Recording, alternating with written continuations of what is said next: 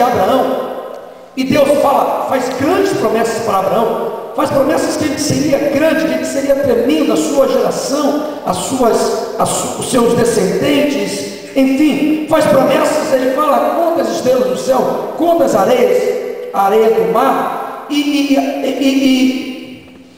ele diz, Deus faz promessas para Abraão profundas, e promessas que Abraão até mesmo no seu tempo de vida ele não contemplaria, mas a sua geração estaria vendo e presenciando a promessa de Deus se cumprindo a cada dia na vida de Abraão. Porém, para que a promessa de Deus se cumprisse na vida de Abraão e todo aquele projeto se desembolasse, para que todo aquele projeto de Deus para a vida de Abraão viesse a acontecer, Deus exigiu algo de Abraão. Deus disse para Abraão: Abraão, olha, anda na minha presença, ser perfeito. Deus disse para Abraão: Abraão, você vai ser uma bênção, você vai ser um instrumento, eu vou te abençoar. Agora entenda uma coisa, entenda um princípio: ser tu uma bênção.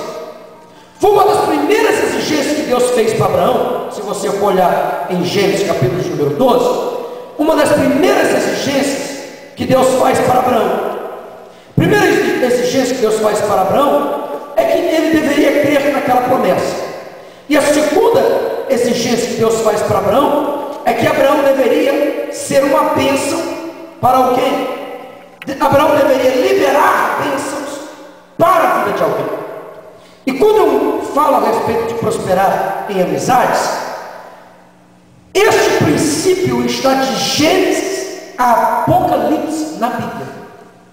A Bíblia é um livro que trata de relacionamento. Amém. De Gênesis a Apocalipse. Amém. E Deus vincula as bênçãos que Ele quer dar para nós na vida de alguém. Verdade. Poucas foram as vezes que Deus fez milagres sem precisar de ninguém. Poucas, raras foram as vezes que quando Deus vai fazer algo, Deus fala para Israel: olha, fica para trás aqui, nesta peleja vocês não terão que pelejar, fiquem quietos e atentos e vocês verão o livramento do Senhor. Foram poucas as vezes, raras foram as vezes que Deus fez isso. As vezes mais comuns e mais frequentes, as vezes comuns, foi quando Deus falou: olha, eu vou te abençoar. Aí Deus, para abençoar aquele profeta, aquele servo, aquele povo, Deus abençoa aquele povo, Deus utiliza daquela pessoa para que aquela pessoa alcance a bênção para realizar aquilo que era para ser feito. Agora, frequentemente, a maioria das vezes que Deus quer operar um milagre, Deus se utiliza de uma terceira pessoa. É verdade. Frequentemente, e na maioria das vezes, Deus se utiliza de terceiros para que o milagre chegue até a vida daquele servo que Deus estava querendo. Frequentemente, na Bíblia Sagrada existem muitos exemplos que nós poderíamos dar a respeito disso.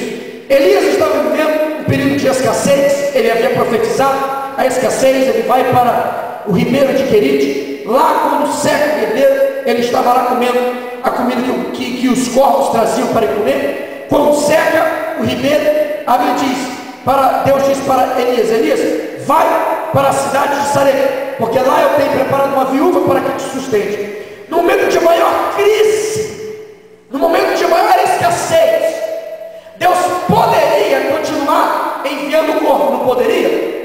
Deus poderia continuar fazer um sobrenatural, mas Deus, Ele estava querendo que Elias entendesse que para que ele alcançasse a sua bênção, ele teria que estar vinculado a alguém.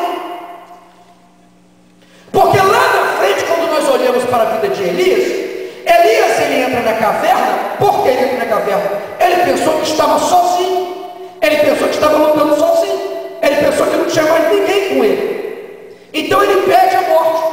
Então, por causa disso, Deus já desde no início daquele problema, Deus já começa a preparar a Elias para que ele viesse a entender que a bênção dele estava vinculada à vida de alguém. Agora, abençoar, quem tem condições de nos abençoar é o médico. Quem tem condições de nos abençoar é o patrão que tem dinheiro. Quem tem condições de nos abençoar é aquele irmão falando de tal, porque ele está bem de situação. Quem tem condições de nos ajudar é aquela pessoa, porque ela faz isso ou aquilo. E acabamos menosprezando pessoas simples, em que também são canais de Deus para nos abençoar. Amém. Glória a Deus. Glória a Deus. Pessoas que são simples, que com atitudes simples podem desencadear milagres poderosos na nossa vida. Amém. Glória a Deus. Lembra do menino lá? Jesus estava com uma multidão de 5.000 homens à frente dele, e a multidão estava com fome, e Jesus perguntou aos discípulos, olha, os discípulos falam para Jesus, Jesus, libera essa multidão, manda que eles vão e procurar comida pelas aldeias, porque nós não temos condições de comprar comida para todo mundo, não temos padaria suficiente aqui para alimentar esse povo. Aí Jesus disse para eles pode comer. Eles dizem, Senhor, nós não temos nada aqui. Jesus manda perguntar, manda ver entre o pessoal aí, o que é que vocês têm? E encontraram na vida de uma pessoa, de uma criança, a me diz um menino, que estava carregando 5 pães, 2 peixinhos. Um menino. Alguém podia orar, mas o que esse menino pode me oferecer? O que essa criança pode me dar? É desse jeito. O que essa pessoa pode me acrescentar? Sabe quando a gente começa a pensar que pessoas que aparentemente são inferiores não tem nada para nos acrescentar? Quando nós chegamos a esse ponto, e a verdade é que nosso pé está lá em cima.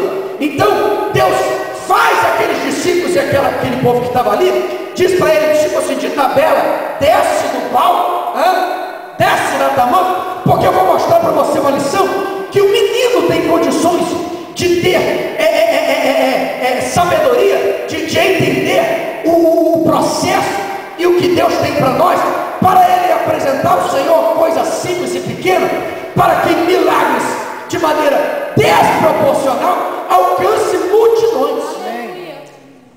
Aleluia. Glória a Deus. Deus chama a atenção dos seus discípulos, e ali uma coisa pequena, alguém simples, já é um canal para grandes milagres. Então, com essa introdução, eu quero falar sobre o que um amigo, o que essa prosperidade de amizade, ela proporciona para nós. Bom, quando você tem uma vida cheia de prosperidade, dentro da área da amizade, primeira coisa é que o amigo ele protege. O amigo ele vai sempre lhe proteger. Amigo, ele nunca vai tomar o teu lado contra. O amigo, é verdade que quando é amigo mesmo, ele vai falar verdades, vai falar coisas que a gente às vezes nem quer ouvir, mas a verdade é que ele vai estar sempre do seu lado. Um amigo verdadeiro, ele está sempre do seu lado. Ele está sempre lhe defendendo, ele está sempre lhe protegendo. Um amigo verdadeiro, ele lhe protege em todos os momentos. Alguém pode dar uma glória a Deus aí? Glória a Deus.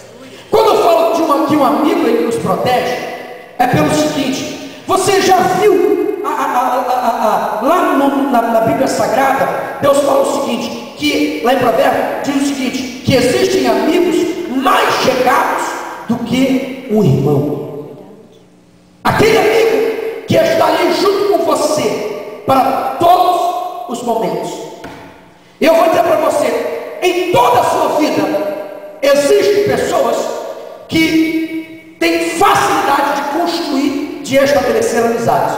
Porém, existem pessoas, por causa do seu temperamento, são mais introvertidos, então eles são mais difíceis de estabelecer relacionamento. Não é verdade? Isso é a coisa mais comum. Não é que você é isso ou aquilo, não, mas é devido ao temperamento. Tem pessoas que são mais caladas e tal. Então ele não chega assim, já conquistando todo mundo, fazendo amizade com todo mundo. Ele entra no ônibus, quando chega no ponto final, o ônibus todinho já sai cumprimentando todo mundo. Lembra lá no Brasil? Quando você pegava o ônibus e ia até o ponto final, chegava lá no